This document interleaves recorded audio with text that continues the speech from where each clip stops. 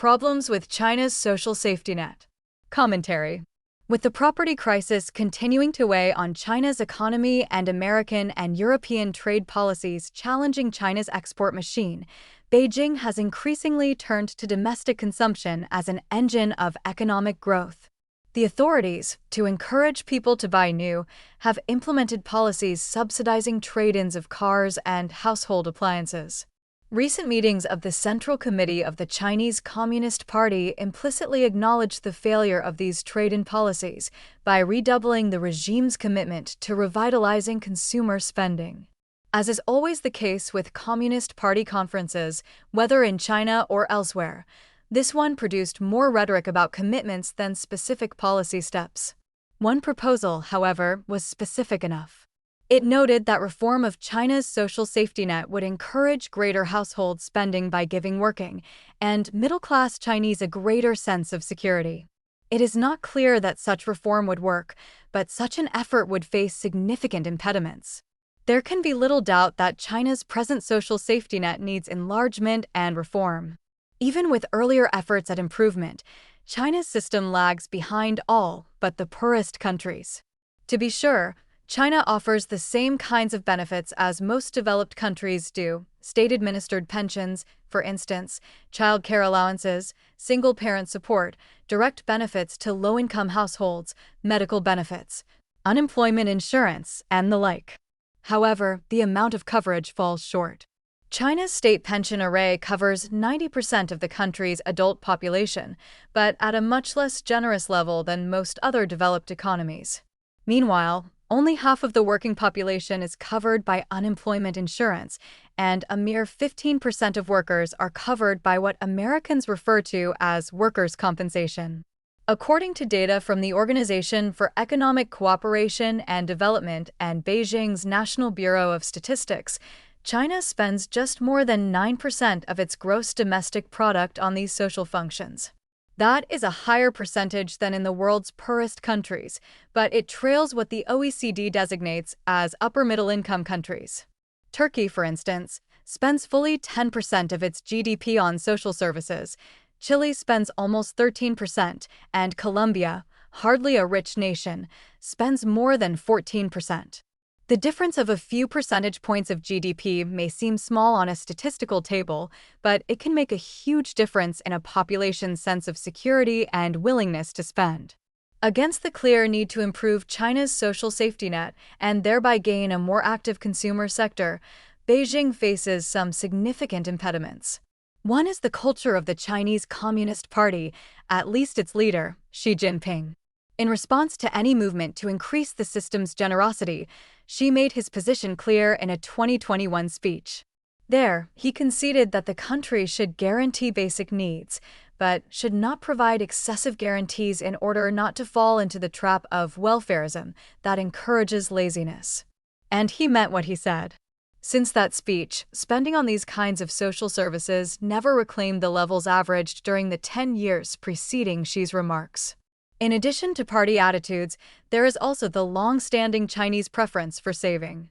Very long-term data is unreliable at best, and it is otherwise impossible to separate the effects of this cultural preference from other influences, including peri preferences, but it is clear that events in China since the COVID-19 pandemic have instilled a bias among households toward saving over spending. As was the case worldwide in 2020, lockdowns and quarantines interrupted income flows. So also did the zero-COVID policies pursued by the regime in Beijing for over a year after the pandemic lifted. Initially, savings rates fell, as households had to spend a larger part of their reduced incomes to support their lifestyles. But thereafter, the feelings of insecurity that grew out of that period have kept savings rates high. So also has the property crisis, which, by depressing real estate values, has cut into household wealth and encouraged people to save in order to rebuild what they had lost in the value of their homes. These pressures naturally raise questions of whether an improved social safety net will produce the kind of spending Beijing needs to support the economy. While such questions may hold back the expansions in social services that Beijing is contemplating, any effort to improve the country's social safety net also faces significant financial constraints. In large part, These stem from China's demographic problems. Because China has experienced low fertility rates for decades, fewer young people are now entering the workforce than are needed to replace the large segment of the country's workers who are retiring. In other words, the number of workers paying into pension schemes and other social services is declining relative to the number of Chinese who will be drawing on these services. The so-called dependency ratio, the share of the population at or near retirement age, is expected to rise from about 18% at present to more than 26% by 2030. This circumstance places a huge burden on the slimmed-down working population and also a major constraint on how generous Beijing can be with pension and other benefits, even if Xi Jinping and the party could overcome their fears of welfarism. Beyond financial and cultural constraints, the extreme complexity of China's social service arrangements would pose significant challenges for reform efforts. It would take a book-length treatment to describe the seemingly endless layers of benefits and qualifications implicit in China's structures. Still, a brief look at pension arrangements should give a sense of the complexities involved. China today has basically 3 different state pension systems. One is for public employees. It is the most generous of the 3 and is financed by a 16% levy on employers and an 8% levy on employees. The system covers just under 6% of all workers under pension schemes. Much less generous is what Beijing refers to as basic old age insurance for urban employees. This scheme is financed by the same levies on employers and employees as the public employees scheme. This second arrangement covers about 44% of all those workers under pension schemes. The least generous is what Beijing calls the basic old age insurance for urban and rural residents. This program covers the balance of workers and has no dedicated source of financing.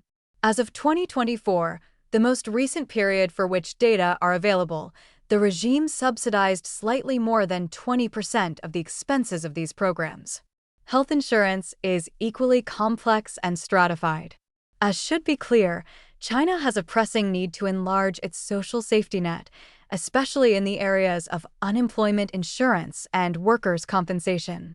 At the same time, it has limited demographic and financial resources to take such steps. Even if it could somehow raise the needed funds, the system's complexities present a formidable array of impediments. And finally, the population's inclination to save might blunt the ultimate economic effects.